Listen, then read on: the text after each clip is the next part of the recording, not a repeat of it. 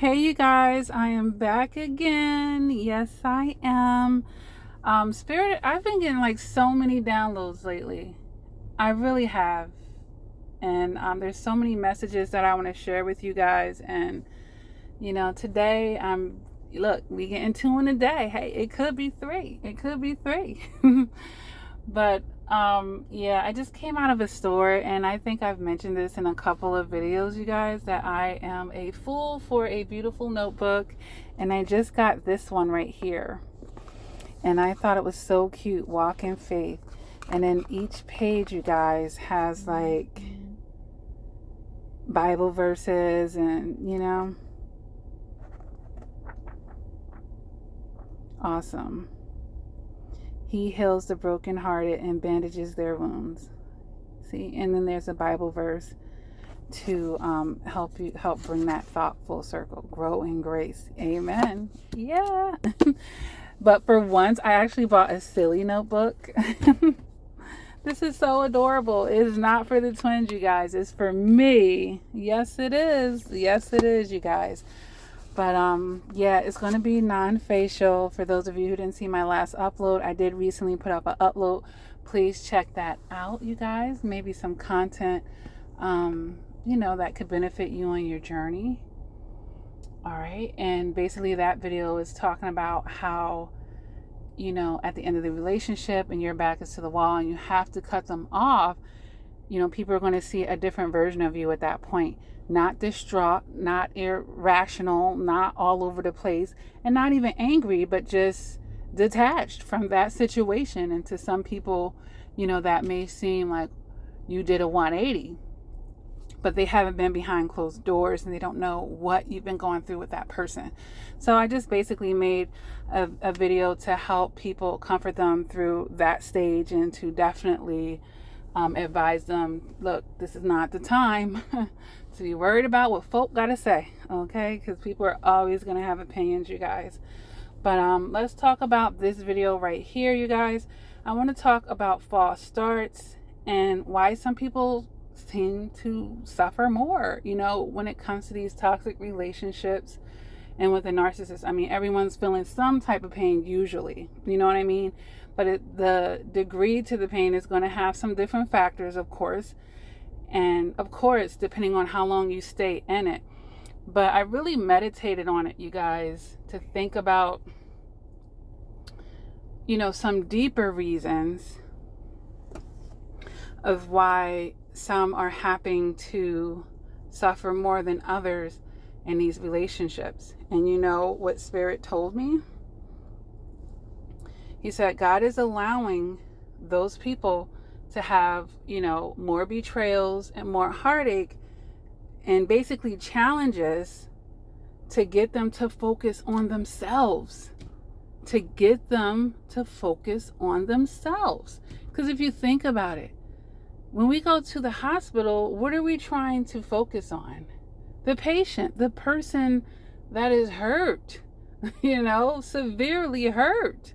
And some of you, due to your own toxicity, out of that codependent energy and, an inner child that may need to be healed, someone that was taught to not think of themselves, to not put themselves first, to not think of their own best interest first, to always be externally focused, just being groomed that way, to not tap into their own feelings.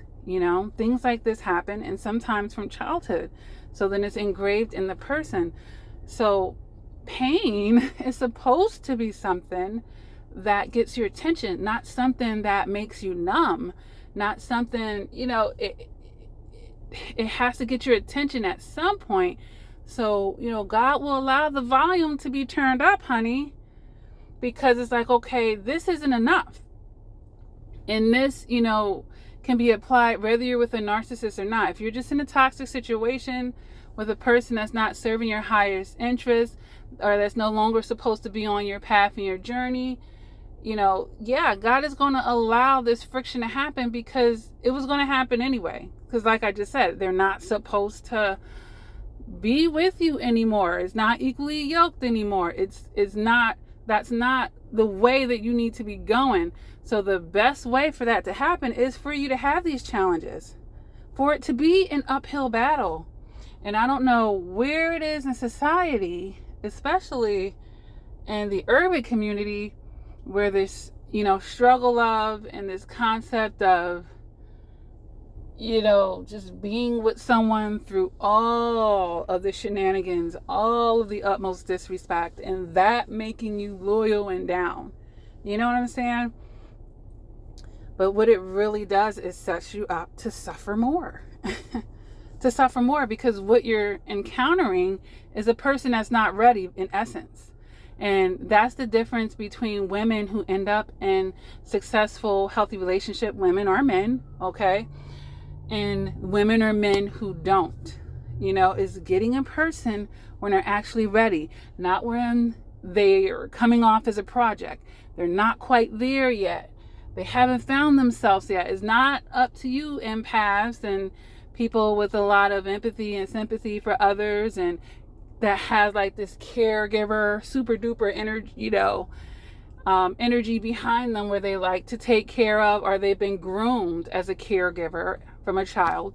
This is probably a child that wasn't allowed to be a child, that was doing adult things and having a lot of responsibilities early on, being trained to be the sacrificial lamb, the martyr, and putting themselves last, if at all. You see what I'm saying? So God is using this pain to get you to focus on you. Like, yeah. But it's really sad, because psychologically, because this is all psychological, even when I start talking about these false starts in a moment, but it's so psychological that you could be in so much pain and yet still totally entrenched and intertwined, into this toxic situation, you guys. He has to use the pain because it seems like peace isn't a motivation, right? Because you're too much in that energy of codependency. He's like, well, peace isn't working right now because they're not looking for peace. They're looking for chaos if they're still looking to work things out with this person. You see what I'm saying? Like, he's just using what you're giving him, because that person ain't going to bring you peace. And it can't be your motivation, or else you would not want anything to do with that energy. You would want to go clearly in the opposite direction and far away. So, God, some people end up suffering more because he's allowing these challenges to try to get you to focus on you for once, to reconnect with yourself, because that's where you're going to be able to hear his voice, not from the toxic person that's, keeping you in bondage, right? Yeah, and this is why people will say, God will break your heart to spare you, and it's breaking your heart because your heart wants the wrong thing in that moment. It wants the wrong thing, and that's why in the Bible we have the verse about, when I was a child, I spoke as a child, and da-da-da-da-da. The same thing with the heart, the child of a heart, yeah, the child of a heart. Yeah, I said it right the first time. They might want immature things, basically. Fleshful things, if you will. They're not as concerned with the fruit of the Spirit, if you will. Because there's things that have to be worked through. Yeah. So I just, if you've suffered much, it never has to be in vain. I'm just going to say that to you right now. God, as a matter of fact, he takes those who have suffered the most and he does the most beautiful things with them. If I hadn't gone through all the things that I have, I don't know how well I would be connecting with you guys right now. So there's a purpose for that, for your evolution, and for each one teach one, because God works through people. So he's going to let you go through this, and eventually you're going to have a testimony and a story for somebody else, right?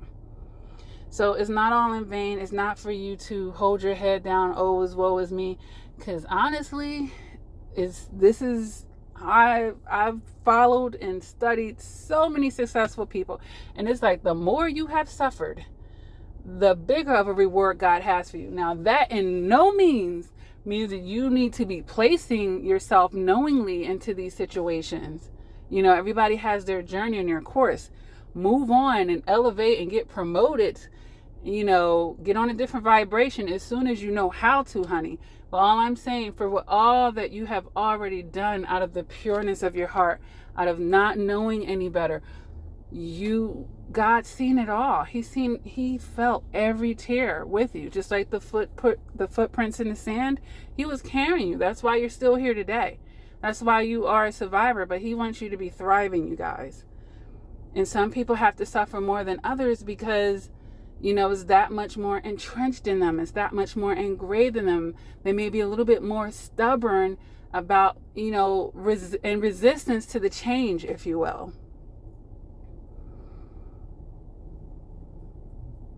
So, you know, he wants to break you out of it. He wants to break you out of it. And sometimes that means making you get to your rock bottom if it has to go that far. Some people have to legit hit a rock bottom. You can apply this to anything in life that's, you know, not serving you. Drugs, alcohol, all of that. Sometimes you have to hit a rock bottom to really get it. Some people need that. And everybody's different and their temperaments are different. Some people might be like, learn just from hearing about somebody else's situation, like, oh, I could dodge that bullet. I don't ever have to even experience that. Just hearing that you went through that. You see what I'm saying? But when we're talking about toxic relationships and narcissistic abuse, there are some psychological things going on that may, you know, kind of minimize that. Well, I heard about it, you know, and that's why we got to talk about the false starts now. We're talking about the false starts, and I'm calling it a false start, you guys, because that's what I like to term it more than anything. But in the community, we call it the love bomb phase. And this is, you know, when you first meet this toxic person who happens to be a narcissist, because that's what, you know, we call love bombing, is when you meet a narcissist. And they're just making you feel like you're on cloud nine. They're mirroring you. Everything you like, they like, right? Everything seems so perfect. And in your mind, not even too perfect, even though in hindsight, maybe, you know, you might be seeing these red flags. And sometimes, you know, the red flags may not even be that apparent. But I really, you know, these are false starts. And I just want to say that, false starts, you guys, because a lot of people have a hard time moving on after the fact, or when shit is hitting the fan yet again, or the relationship is struggling, because they go back to the love bomb. And I feel like when we're calling it a love bomb is giving it still too much credit, even though we're putting the word bomb with it, but we're putting the word love in it. And I feel like, it's not love. They bombed us, all right. It's not love. You know what I mean? To me, it's be like a false start, basically. It's a false start. And if we psychologically look at it that way, you guys, as a false start, there's no going back to idealizing it. Because a lot of people are like trying to get back to that old feeling that they had during the initial love bomb. And then over time, it's just, we get so low on our self-esteem, we get so broken down, we just want any type of acknowledgement or validation. And, you know, that's when we're starting to get to our rock bottom, honestly. But these are false starts, you guys, and you really have to psychologically engrave that in your mind when you are having this self-doubt and you're questioning, you know, should you really go or should you stay? And, you know, psychologically, because your brain, you guys have a trauma bond, you know? You have a trauma bond in all types of things. Sometimes there's a soul tie in there for the romantic relationships, right? And, you know, like I was saying before, the Stockholm Syndrome, where you just want any type of, you know, glance of goodness or reciprocation, even on the smallest of scale, that will feed into you and your codependency of wanting that hope for this situation to survive, or for you guys to make it through, or for you to feel like you didn't waste your time, or so you won't feel stupid or have to start over or have to stand on your own. But, these are all toxic thoughts, you guys. These are all toxic thoughts. It's okay to stand on your own, and it's continuing to waste your time when you put into a situation that just won't come together. Just won't come together. I always try to teach you guys to have the opposite view. It's not I'm staying in this situation because I've already stayed for 10 years, because I've given it all this time and this is where we're still at. Are you kidding me? You see what I'm saying? I think the opposite. And when you think like that, that's a person that values their time. And it's also someone that can keep their perspective. Look, these people aren't the only people in the world. Are you serious? You're going to lose your noodles over one person when there's billions of people in the world? You think that's the only person that you can have a connection with? And this is a bad one on top of that. You don't think there are other people that are more compatible? That God wouldn't have more for you? Or that you wouldn't want more for yourself? Because, he already wants it for us. It's us. It's us that got to get to the point where we have enough self-worth to command something. But it's this whole thing of us thinking that we're playing it safe. Playing it safe? Yet again, I have an opposite perspective of what, most of us will think out of our codependency. Playing it safe is saying, well, I'm going to stay with the known devil. Well, he might do all of this or she might do all of that, but it's what I got. It's what I have in my hand right now.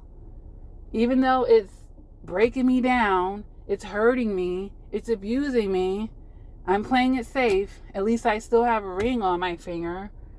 Like, you could never get it again. And this is the psychological breakdown that happens the longer you stay into these type of situations, and your self-worth goes through the ground. You see what I'm saying? And you get that low. That's not playing it safe. Playing it safe is not being in a risky situation where you're getting abused. Playing it safe is actually the opposite. It's actually the opposite. It's being very picky. It's being very particular because you've been through this and that. And even if you haven't, playing it safe is dotting your I's and crossing your T's. Is getting receipts. Is making sure these people are who they are. It's not necessarily falling for someone during the honeymoon phase of the relationship and trying to wait to see to when stuff get more real and regular. It's trying to, have some type of, I don't want to say scientific approach, but, mind over feelings when you are getting to know someone. If you're going to build a business relationship with someone, you want to know what are their strengths and what weaknesses, what can you trust them to do, what is their experience. The same thing is romantic. The same thing. But it seems like some of us, as soon as the heart gets in the mix, it's a wrap. We lose all. We're brilliant in the boardroom. Excellent. Dean's list. And then when it comes to the matters of the heart, we throw all of that strategy out like it just doesn't even apply, you guys. And it certainly does. Even in the Bible, it says, guard your heart. Everything flows through it. You see how much of a struggle it is. Once your feelings in your heart, and you feel love for that person, that's all the more reason why. And especially for the people that come across my channel. Usually you guys are have the biggest hearts. You're bringing so much to the table. That's like saying, here's a bag of $50 million. I'm just going to throw it in the street. Any random person can get it. What the? Really? Really? Really? Who does that? Who does that? You have to value your time, your presence, and your energy just like it's more than that. It's more than that. It's more than that. And that puts it in perspective right then and there. Go back and watch for those of you who have the soul ties, go back, and I think this was maybe a couple of months ago, I made a video on exchanging sexual energy with people. I'm going to go back later. Give me a moment and to tag it to here so you guys don't have to dig. It'll be at the end of this one. But yeah, your body is sacred. And once you let somebody in it, that's it. They had that privilege. You have to be a privilege. It has to be a privilege to be able to talk to you, to be able to have close access to you, to be able, for you mother, to be able to have access to your children. That's a privilege. They're not doing you a favor. That is a privilege that requires trust. Playing it safe is not giving people trust that they haven't earned, or giving trust to people who keep continuing to drop the damn ball. That's not playing it safe. That's actually creating emergencies like the 911 kind. You know, it's the complete opposite. And that's what I'm saying. Like, our psyches get so flipped. You know, when we've been in these toxic situations, we haven't healed our inner child, and we're not walking in our self-respect, and it's not adequate.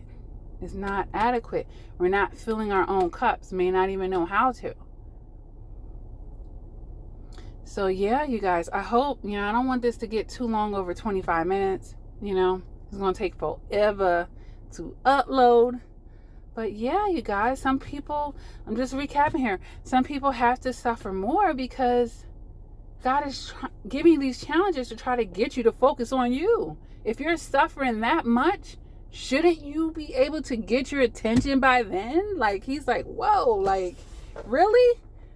How much pain is it going to take for you to get out of your own way? That's what he's thinking in that moment. How much? Well, he already knows. He's not asking that question for real. All right. And we have to be wary about these false starts, aka love bombs. And knowing when it's over, that's what it was, a false start, you guys. Keep those perspectives. Don't let that be a hurdle. All right. And then, through the cycles of abuse, it never goes back to the first one. The false starts, it's never as sweet as the first round. You know why? Because there's all this unresolved baggage coming along with it. Just because someone is love bombing you again, it doesn't take away who they are. It doesn't take away the issues that are still, the elephants that are still in the room, you guys. They're still there. And that's why the love bomb phase tends to get shorter and shorter and more bitter. More and more bitter. Until it's just like going through the motions. But it's triggering. It's triggering something inside of you, you guys, that needs to be healed. This person probably is in the energy of your primary caretaker. And it's like a hamster on a wheel. Back then, when you were a child, you wanted it as well. You were chasing it. And now, as an adult, this is how this psychologically plays out, you guys. But they're false starts. They're false starts. But we just got to have that real ending, okay? It has to be a real ending. And the last thing that we talked about, you guys, is this whole concept of playing it safe and how ass backwards the majority of people are looking at this shit. Playing it safe ain't staying in a situation where you're coming out losing. Where does that apply in any area of life? Oh yeah, let's go invest in this stock over here, and I'm guaranteeing you're gonna lose 100% of your investment. I'm gonna play it safe and invest in that. If you already know you're gonna lose 100% of your investment, why the fuck would you keep? Come on now. That's not playing it safe, but that's what we're doing in these situations. It's gonna get better. It's going to get better, you guys, and we're going to get there. I have so many videos. I don't know who's watching this, where you are in your journey, what made you even click here, why God sent you to my channel. Chances are you need to reconnect with yourself. Chances are you're working on or needing to increase your emotional maturity. Maybe you're feeling stuck or stunted, in a stagnant relationship, an abusive relationship. And, I make these videos because I want you guys to give yourself closures. Give yourself closure. And that's the other thing. Everything is it's the complete opposite. People usually go to the person who caused the hurt to get this closure. And what if they have not seen the error of their ways yet? And especially if we're talking about a narcissist. Okay? So, no, you have to give that to yourself. Empower yourself to give yourself closure. Get the wisdom, seek it. It's in Proverbs, a wise man seeketh wisdom and knowledge. A fool resents it. A fool. And, that's what you're dealing with. A bunch of fools. When these toxic people, they're still in the dark. They're in their shadow side. They ain't there. And we're talking about narcissists. Chances are they ain't never going to be there. Okay? But I hope this little powwow, helps somebody. Help somebody. There's so much content on here. I don't even know my video count right now, but it gotta be in the upper 800s. Could be in the 900s of videos. I've put a lot of energy into this channel. This is what God wanted me to do, a piece of my energy that, at least in this part of my life, that He wanted me to do it. And I'm obedient to that, and He works through me. So take what you can to help you guys on your journey, all right? And I'm going to stop this chat, but never give up on yourself. Continue to do the work, you guys. And until next time, please take care.